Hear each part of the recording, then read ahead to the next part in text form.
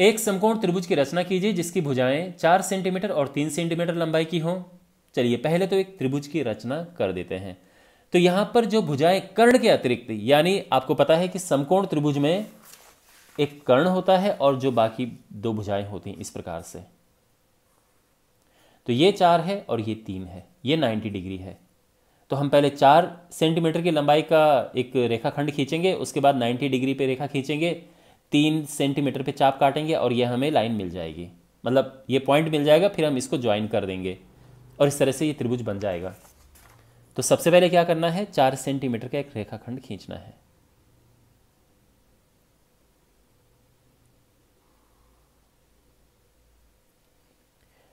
और अब यहां से ये तो हुआ 4 सेंटीमीटर, इसको नाम दे देते हैं, ये बी है ये सी है, हमें ए बिंदु चाहिए अभी। तो यहां से 90 डिग्री का कोण बनाते हुए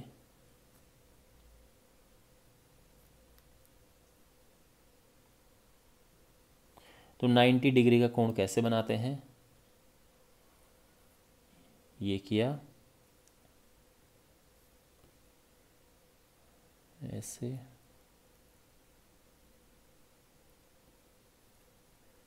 ऐसे, फिर ये,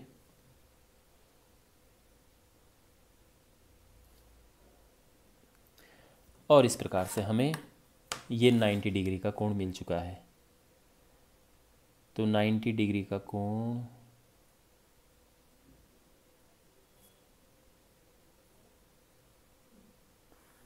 ये है। ओके, तो अब यहाँ पर ये जो भुजा है ये 3 सेंटीमीटर है, तो 3 सेंटीमीटर का एक चाप काटेंगे हम। वैसे हम सीधा 3 सेंटीमीटर लंबी भुजा भी बना सकते थे, लेकिन बस अक्सर चाप काटना होता है ये, और ये हमें मिल चुका है ए। तो अब इसको ज्वाइन करते हैं।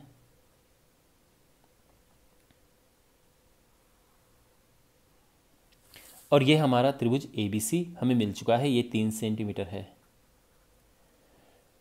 क्लियर है यहाँ तक?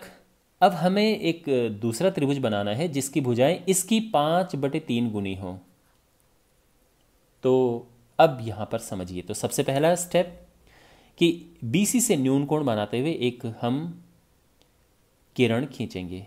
तो ये हम, और ये थोड़ा बड़ी होनी चाहिए। उसका कारण ये है कि ये तो दिया हुआ त्रिभुज है, नया त्रिभुज बड़ा बनेगा। मुझे कैसे पता?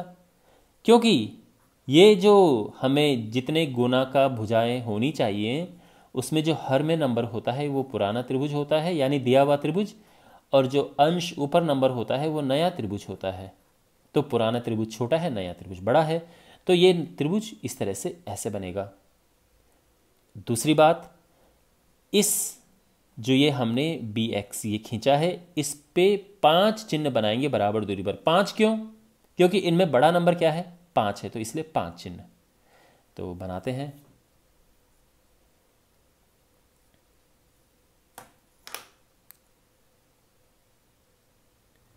तो चिन्ह इस तरह से बनाना समझदारी से कि इससे बाहर न जाए, ठीक है? तो इस तरह से 1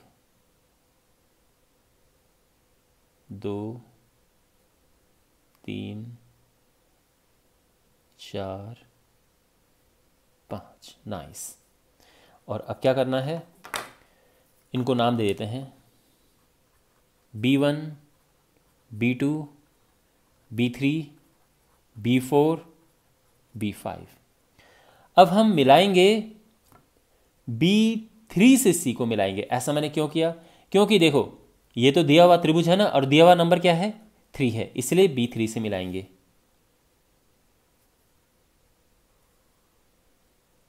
हमने मिला दिया है। और अब क्या करना है, अब हमें इसके समांतर रेखा खींचनी है जो कि इसको कट करेगी। तो इसके लिए पहले इसको आगे एक्सटेंड करेंगे,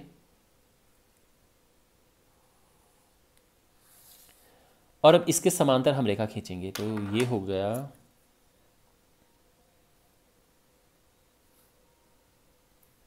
तो समांतर रेखा खींचने का प्रोसेस समझिए आप, ठीक है ना? ये किया और ऐसे यहाँ पर करेंगे हम। और अब ये बेसिकली हम ये कोण बराबर कोण बना रहे हैं। ये बराबर कोण बनाने का तरीका होता है, वेरी नाइस, ये तो यहाँ पर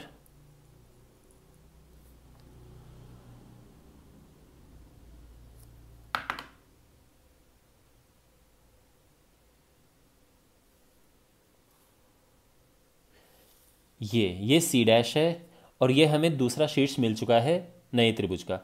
और अब हमें ए डैश चाहिए, तो क्या करेंगे इसके लिए? यहाँ पर इसके समांतर एक रेखा खींचेंगे। तो इसको थोड़ा और बढ़ाते हैं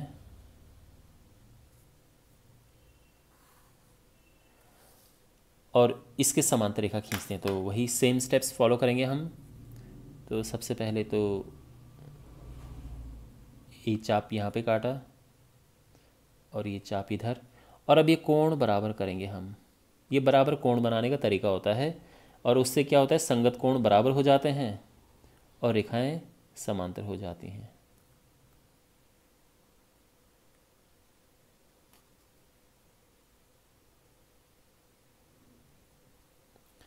और अब इस कट को और सी डैश को मिलाकर एक लाइन खींचेंगे तो वो समांतर रेखा मिल जाएगी हमें।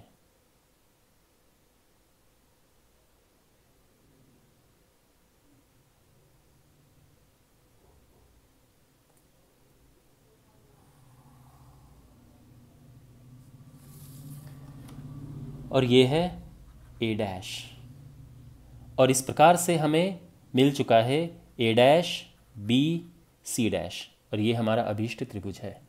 तो आई होप आपको अच्छे से समझ आएगा कैसे बनाना है। बाकी क्वेश्चंस के सॉल्यूशंस के लिए डिस्क्रिप्शन बॉक्स में प्लेलिस्ट चेक करें।